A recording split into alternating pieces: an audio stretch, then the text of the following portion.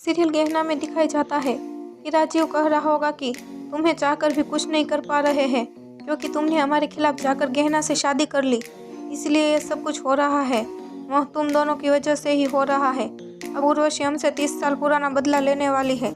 तो चकोली कहेगी कि 30 साल पुराने का मतलब क्या है। तो राजीव बात को पलट देगा और कहेगा कि हम 30 साल पुरानी दोस्ती निभा नहीं पाए, उस बात का बदला लेगी।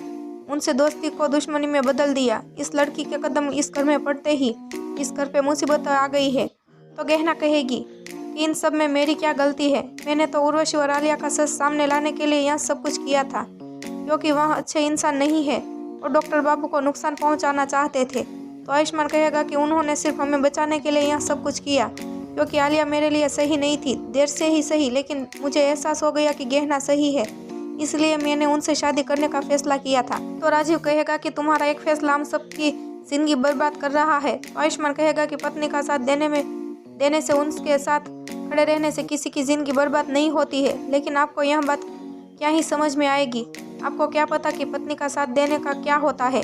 तो यह सुनते ही राजीव को गुस्सा आ जाएगा और आयुष्मान का कॉलर पकड़ लेगा, लेकिन बीच में गहना आ जाती है और कहते हैं कि हम आपसे माफ़ी मांगते हैं। तो क्या अब राजीव आयुष्मान को इस बात को लेकर माफ़ कर देगा या नहीं।